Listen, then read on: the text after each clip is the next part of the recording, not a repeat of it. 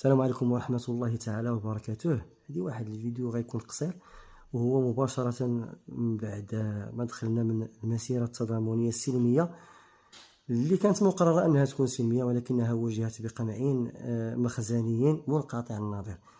حقيقة حضرت مجموعة ديال التدخلات ديال المخزن، ولكن هذه ديال اليوم كبيرة بزاف. المهم هذه واحد البركة شوية، لكن كاين اللي الناس تقصحو مزيان. والأدهى من أننا نضربو أننا نتقصحو هو التعامل المخزني.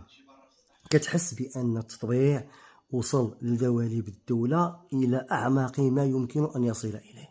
شي حاجة اللي هي خطيرة بزاف. تعليمات كتنزل في اللحظة ديالها شتت يعني ما يوقف حتى شي واحد. الطريقة ديال التعامل لدرجة أنك يطيح شي واحد تضرب تيقول له برك عليه ودوز.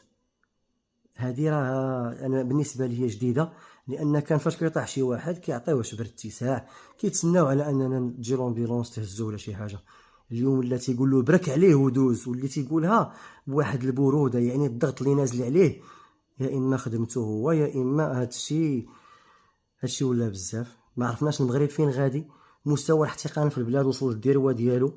الا كان التعامل معاه بهذا الشكل هذا، فالمغرب غادي لواحد المسار لا تحمد عقباه.